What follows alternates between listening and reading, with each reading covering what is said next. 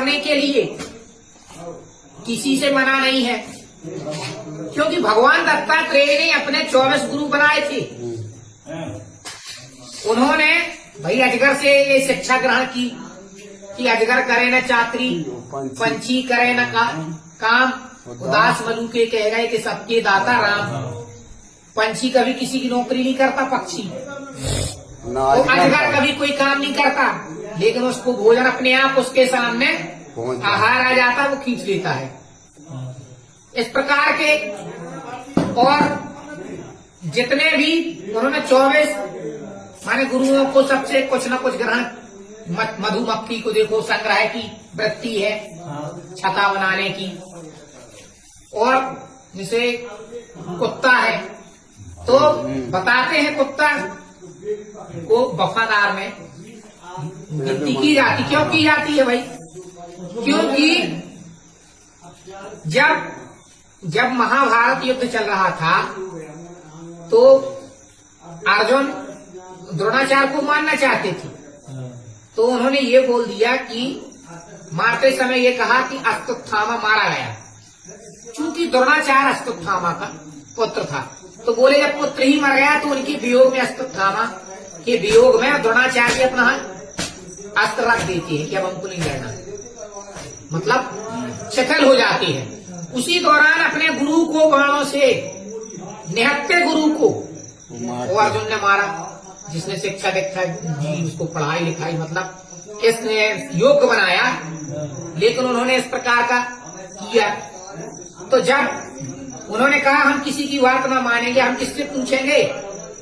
हम युधिष्ठिर से पूछेंगे। तो युधिष्ठिर से पूछा गया कि क्यों भाई अश्वत्थामा मारा गया, तो उन्होंने कह दिया कि हाँ, परंतु अस्थि या मानव, हस्ती या मानव, हस्ती माने हाथी या मानव ये पता नहीं कहा। एक हाथी का भी अश्वत्थामा नाम था। तो इस प्रकार से इतना झूठ बोलने के कारण महाराज द्रोणाचार्य के जो है प्राण चले गए और इतना पाप लगा। तो इतना झूठ बोलने के कारण, और जब पांचों भाई युद्ध समाप्त हो जाता है और मानसरोवर की यात्रा करते हुए हिमालय पराई पर्वत पर चले जाते तपस्या करने के लिए, तो बर्फ में चारों भाइयों के शरीर एक एक करके गिर जाते हैं, गल जाती हैं। लेकिन सत्य कभी नहीं गलता, लेकिन झूठ बोला था।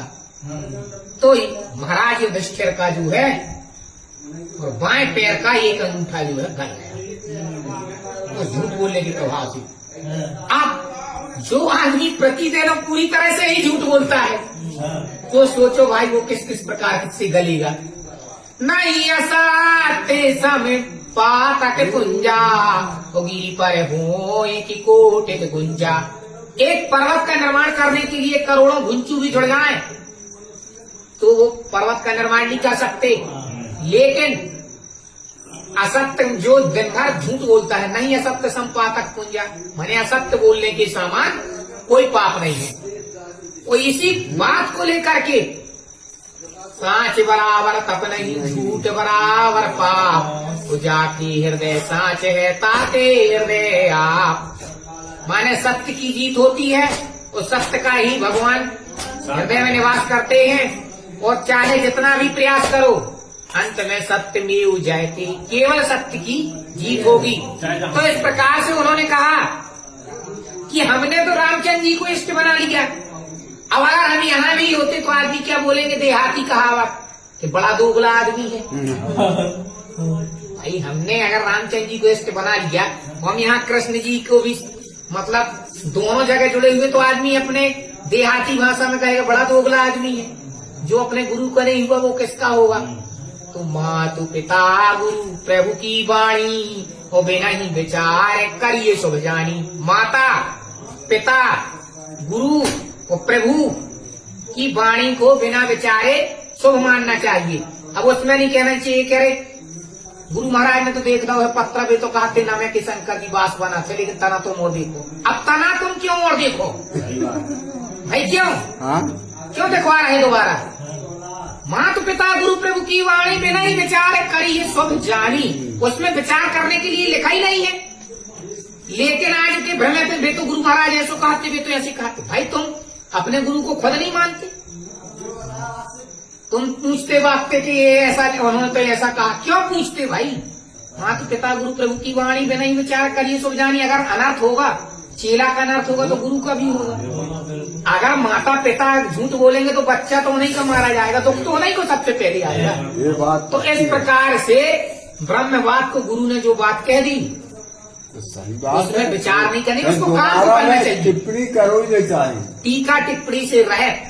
तो इस प्रकार से जो करेगा कि भगवान जब रामचंद्र जी जितनी भी सेवा करते थे तो ये चौपाई कहाँ पे आई? भाई ये धनुष उठाने के लिए बोल दिया। अगर बोलते हैं हमें तो निमंत्रण कार्ड नहीं मिलो, हम धनुष कैसे उठा लेगी? ना उठाते।